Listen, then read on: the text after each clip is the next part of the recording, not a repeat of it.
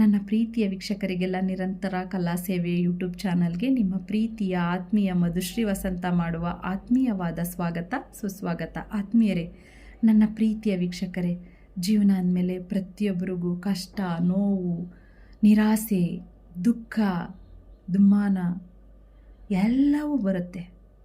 ಯಾರಿಗಿಲ್ಲ ಕಷ್ಟ, ಯಾರಿಗಿಲ್ಲ ನೋವು ಹೇಳಿ? ಆದರೆ ಒಂದು ಕ್ಷಣ ಒಂದೊಂದು ಸಾರಿ ಅನಿಸುತ್ತೆ, ಎಷ್ಟು ದಿನ ಅಂತ ಈ ಕಷ್ಟಗಳಲ್ಲಿ ಕೊಳೆಯೋದು? ಯಾವತ್ತು ನಮ್ಮ ಜೀವನದಲ್ಲೂ ಬದಲಾವಣೆ ಆಗೋದು? ನಮ್ಮ ಜೀವನದಲ್ಲೂ ಒಂದು ಅದ್ಭುತ ಬದಲಾವಣೆ ಆಗಬೇಕಲ್ಲ, ನಮ್ಮ ಜೀವನದಲ್ಲೂ ಒಂದು ಮಿರಾಕಲ್ ಅಂತ ಆಗಬೇಕಲ್ಲ. ಅದು ಯಾವಾಗ ಆಗೋದು? ಇನ್ನು ಎಷ್ಟು ದಿನ ಅಂತ ನಾವು ಈ ನೋವಲ್ಲಿ, ಈ ನಿರಾಸೆಯಲ್ಲಿ ಕಳೆಯೋದು ದಿನಗಳನ್ನ ಅಂತ ಪ್ರತಿಯೊಬ್ಬರಿಗೂ ಅನಿಸುತ್ತೆ ಅಲ್ವಾ?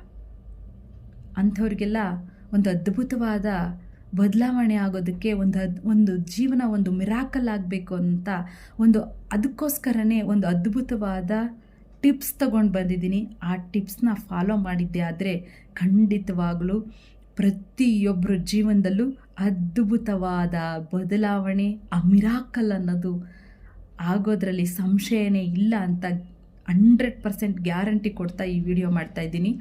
ಈ ವಿಡಿಯೋನ ಮೊದಲಿಂದ ಕೊನೆವರೆಗೂ ನೋಡಿದ್ರೆ ಮಾತ್ರ ನಿಮ್ಗೆ ಅರ್ಥ ಆಗತ್ತೆ, ಇಲ್ಲಾಂದರೆ ಏನೂ ಗೊತ್ತಾಗಲ್ಲ. ಹಾಗಾಗಿ ಈ ವಿಡಿಯೋ ನೋಡೋರೆಲ್ಲ ದಯವಿಟ್ಟು, ಎಷ್ಟೋ ಜನ ನನ್ನ ವೀಡಿಯೋಸ್ನ ಸಬ್ಸ್ಕ್ರೈಬ್ ಆಗದೆ ನೋಡ್ತಿದ್ದೀರಾ, ದಯವಿಟ್ಟು ಸಬ್ಸ್ಕ್ರೈಬ್ ಮಾಡ್ಕೊಳ್ಳಿ. ಬೆಲ್ಲೈಕನ್ ಕ್ಲಿಕ್ ಮಾಡೋದ್ರಿಂದ ನಾನು ಎಲ್ಲ ನೋಟಿಫಿಕೇಷನ್ಸ್ ನಿಮಗೆ ನೇರವಾಗಿ ಬರುತ್ತೆ. ಹಾಗೆ ಲೈಕ್ ಮಾಡಿ, ಶೇರ್ ಮಾಡಿ, ನಿಮ್ಮ ಅನಿಸಿಕೆ ಅಭಿಪ್ರಾಯನ ಕಮೆಂಟ್ಸ್ ಮೂಲಕ ತಿಳಿಸಿ ಅಂತ ಹೇಳ್ತಾ, ಆತ್ಮೀಯರೇ, ನನ್ನ ಪ್ರೀತಿಯ ವೀಕ್ಷಕರೇ, ಪ್ರತಿಯೊಬ್ಬರ ಜೀವನದಲ್ಲೂ ಅದ್ಭುತ ಬದಲಾವಣೆ ಆಗಬೇಕು ಅನ್ನೋದು ಪ್ರತಿಯೊಬ್ಬರ ಕನಸಾಗಿರುತ್ತೆ. ಅಂಥ ಕನಸನ್ನು ನನಸು ಮಾಡ್ಕೊಳ್ಳೋಕ್ಕೆ ಈ ಅದ್ಭುತವಾದ ಟಿಪ್ಸ್ನ ನಾನು ತಗೊಂಡು ಬಂದಿದ್ದೀನಿ. ಮೊದಲನೇದಾಗಿ, ಇಂಥ ಅದ್ಭುತವಾದ ಮಿರಾಕಲ್ ಜೀವನ ನಮ್ಮದಾಗಬೇಕು ಅನ್ನೋದಾದರೆ ಮೊದಲು ನಾವೇನು ಮಾಡಬೇಕು? ಪ್ರಾತಃ ಕಾಲದಲ್ಲಿ ಎದ್ದೇಳಬೇಕು.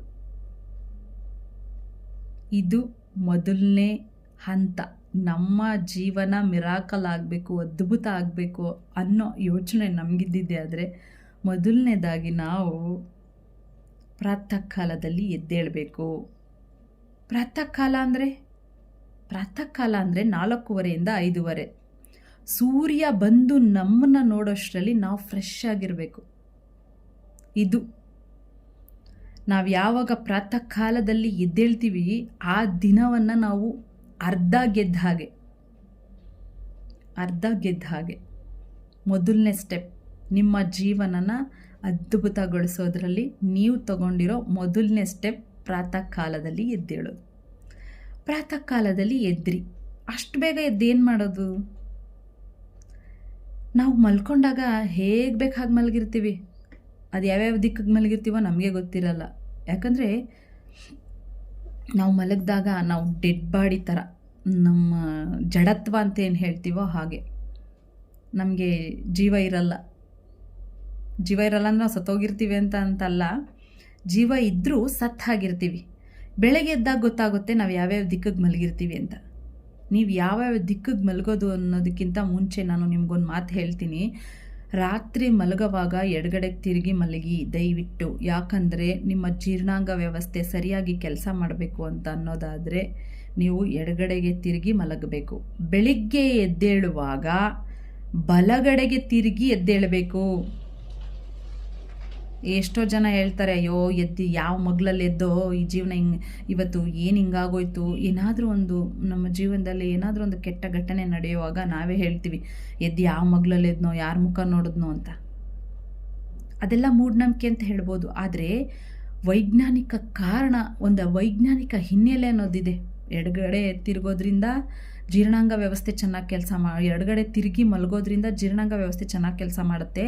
ಬಲಗಡೆ ತಿರುಗಿ ಎದ್ದೇಳೋದ್ರಿಂದ ನಮ್ಮ ಹೃದಯಕ್ಕೆ ಭಾರ ಬೀಳಲ್ಲ.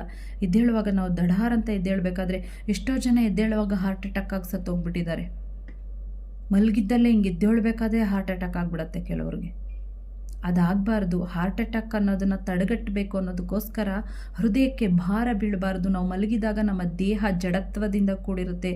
ಆ ಒಂದು ತೂಕ ಹೆಚ್ಚಾದಾಗ ಆಗಿರುತ್ತೆ, ಮೈ ಭಾರ ಅಂತ ಅನಿಸುತ್ತೆ. ಆವಾಗ ಆ ಟೈಮಲ್ಲಿ ನಾವು ಬಲಗಡೆಗೆ ತಿರುಗಿ ಎದ್ದೇಳೋದ್ರಿಂದ ನಮ್ಮ ಹೃದಯ ಹಗುರವಾಗಿರುತ್ತೆ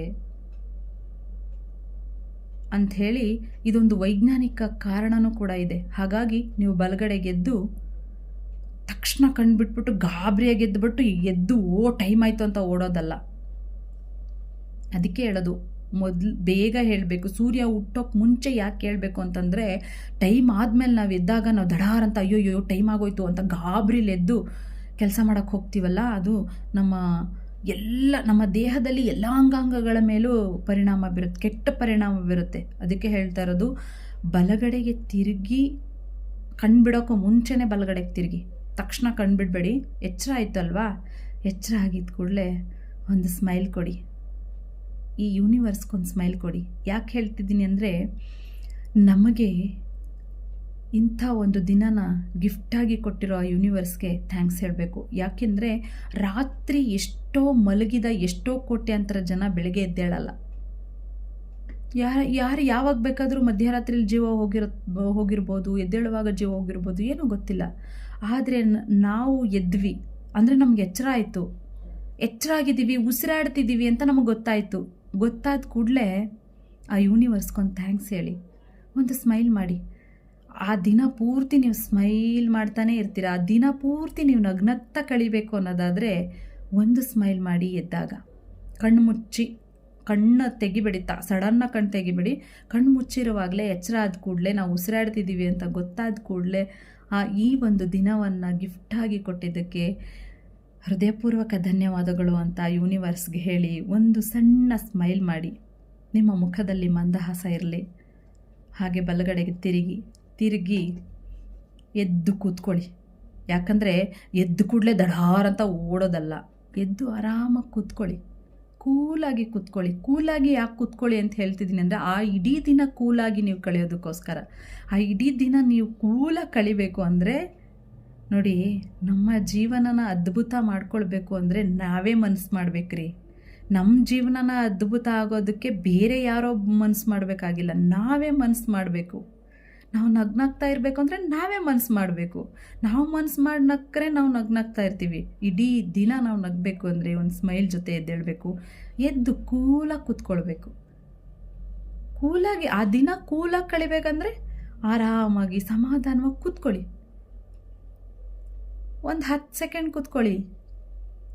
ಯಾಕಂದರೆ ನೀವು ಪ್ರಾತಃ ಕಾಲದಲ್ಲಿ ಎದ್ದಿರೋದ್ರಿಂದ ನಿಮ್ಗೇನು ಗಾಬರಿ ಆಗಲ್ಲ. ಯಾಕಂದರೆ ಬೇಕಾದಷ್ಟು ಟೈಮ್ ಇರುತ್ತೆ. ಸೂರ್ಯ ಹುಟ್ಟೋಕ್ಕೂ ಮುಂಚೆ ನೀವು ಎದ್ದಿರ್ತೀರ, ನಿಮಗೆ ಬೇಕಾದಷ್ಟು ಟೈಮ್ ಇರುತ್ತೆ. ಆರಾಮಾಗಿ ಕೂತ್ಕೊಳ್ಳಿ, ಸ್ಮೈಲ್ ಮಾಡಿಕೊಂಡೇ ಕೂತ್ಕೊಳ್ಳಿ.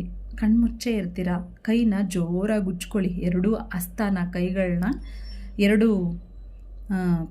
ಹಸ್ತಗಳನ್ನ ಎರಡೂ ಜೋರಾಗಿ ಉಜ್ಜಿ ಆ ಶಾಖನ ನಿಮ್ಮ ಕಣ್ಗೊತ್ಕೊಳ್ಳಿ.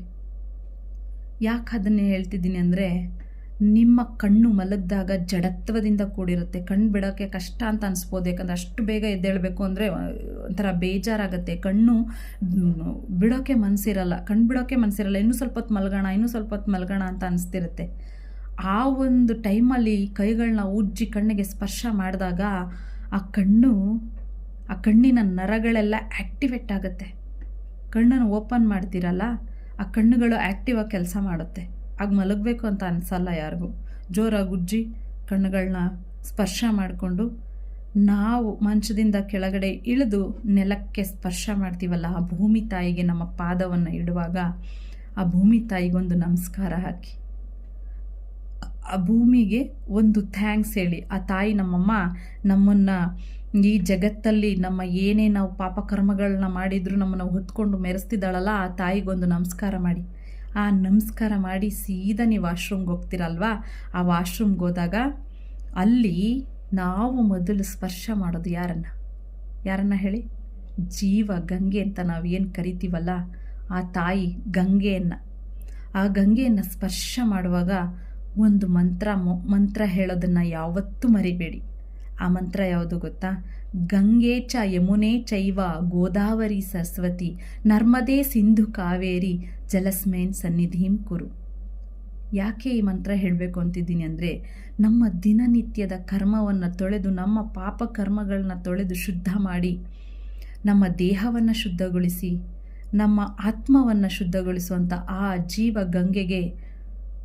ಒಂದು ನಮಸ್ಕಾರ ಮಾಡಿ ಆ ಮಂತ್ರ ಹೇಳೋದ್ರ ಮೂಲಕ ನಿಮ್ಮ ಪಾಪ ಕರ್ಮಗಳನ್ನೆಲ್ಲ ತೊಳೆಯೋ ನಿಮ್ಮ ಪಾಪ ಕರ್ಮಗಳನ್ನ ತೊಳೆಯುವಂಥ ಆ ಜೀವಗಂಗೆಗೆ ಒಂದು ಧನ್ಯವಾದವನ್ನು ಅರ್ಪಿಸಿ ನಿಮ್ಮ ದಿನನಿತ್ಯದ ಕರ್ಮವನ್ನು ಕ್ಲೀನ್ ಮಾಡಿಕೊಂಡು ಹೊರಗೆ ಬನ್ನಿ. ಯಾಕೆ ಹಾಗೆ ಹೇಳ್ತಿದ್ದೀನಿ ಅಂದರೆ, ನೋಡಿ, ನೀರು ಅನ್ನೋದು ನಮಗೆಷ್ಟು ಮುಖ್ಯ. ನಮಗೆ ಕಷ್ಟಗಳು ಬಂದಾಗಲೇ ಸುಖದ ಬೆಲೆ ಗೊತ್ತಾಗೋದು, ಹಾಗೆ ಹಸಿವಾದಾಗಲೇ ಆಹಾರದ ಬೆಲೆ ಗೊತ್ತಾಗೋದು, ಬಾಯಾರಿಕೆ ಆದಾಗಲೇ ಕಣ್ರಿ ನೀರಿನ ಬೆಲೆ ಗೊತ್ತಾಗೋದು. ಮನೇಲಿದ್ದಾಗ ನಾವು ಮನೆಯೊಳಗೆ ಬೇಸಿಗೆಯಲ್ಲಿ ನೀರಿನ ಬೆಲೆ ನಮಗಾಗಲೇ ಗೊತ್ತಾಗ್ತಾ ಇರುತ್ತೆ, ಆದರೂ ಮನೆಯೊಳಗಿದ್ದವ್ರಿಗೆ ಗೊತ್ತಾಗಲ್ಲ. ಯಾಕೆಂದರೆ ಹೆಂಗಂದ್ರೆ ನೀರನ್ನ ಯಥೇಚ್ಛವಾಗಿ ಖರ್ಚು ಮಾಡ್ತಿರ್ತೀವಲ್ಲ, ನಮ್ಗೆ ಅವಾಗ ಗೊತ್ತಾಗಲ್ಲ. ಹೊರಗಡೆ ಇಂಥ ಬೇಸಿಗೆಯಲ್ಲಿ ಇಂಥ ಕಠಿಣವಾದ ಬಿಸಿಲಲ್ಲಿ ಹೊರಗಡೆ ಒಂದು ಹನಿ ನೀರು ಸಿಗದೆ ನಾಲಿಗೆ ಗಂಟ್ಲು ಎಲ್ಲ ಒಣಗಿ ಆಹಾ ನೀರು ಬೇಕು ಅನ್ನುವಾಗಲೇ ನಮಗೆ ನೀರಿನ ಪ್ರತಿಯೊಂದು ಹನಿ ನೀರಿನ ಬೆಲೆ ಗೊತ್ತಾಗೋದು. ನಾವು ಹೊರಗಡೆ ಹೋಗುವಾಗ ಎಷ್ಟೋ ಸರಿ ನಲ್ಲಿಗಳನ್ನ ಬಂದ್ ಮಾಡದೆ ಹೋಗ್ತಾ ಇರ್ತೀವಿ, ನೀರನ್ನು ಸುಮ್ಮನೆ ಹೆಂಗಂದ್ರಂಗೆ ಖರ್ಚು ಮಾಡ್ತೀವಿ. ಸ್ನಾನ ಮಾಡುವಾಗಲಿ, ಒಂದು ಪಾತ್ರೆ ತೊಳೆಯೋವಾಗಲಿ, ಒಂದು ಬಟ್ಟೆ ವಾಶ್ ಮಾಡೋವಾಗಲಿ ನೀರಿಗೆ ಬೆಲೆನೇ ಕೊಡಲ್ಲ. ಹೆಂಗಂದ್ರಂಗೆ ಯಥೇಚ್ಛವಾಗಿ ನೀರನ್ನು ಸುರಿತಾ ಇರ್ತೀವಲ್ಲ, ಆ ನೀರಿನ ಬೆಲೆ ನಮಗೆ ಗೊತ್ತಾಗೋದೇ ನಾವು ಹೊರಗಡೆ ಹೋಗಿ ನೀರಿನ ಆ ಬಾಯಾರಿಕೆ ಅತಿಯಾಗಿ ಯಾರೂ ನೀರು ಕೊಡದೇ ಇದ್ದಾಗ, ಎಲ್ಲೂ ನೀರು ಸಿಗದೇ ಇದ್ದಾಗ ಆ ನೀರಿನ ಬೆಲೆ ನಮಗೆ ಗೊತ್ತಾಗೋದು. ಅಂಥ ನೀರು ನಮಗೆಷ್ಟು ಮುಖ್ಯ ಅಂತ ನಿಮಗೆ ಗೊತ್ತಿರಬೇಕಲ್ಲ. ಈ ಭೂಮಿ ಮೇಲೆ 75 ಭಾಗ ಭೂಮಿ ನೀರಿನಿಂದ ಆವೃತವಾಗಿದೆ. ಹಾಗೆ ಇದು ನಮ್ಮ ದೇಹ ಕೂಡ 70 ಭಾಗ ನೀರಿನಿಂದ ಮಾಡಲ್ಪಟ್ಟಿದೆ.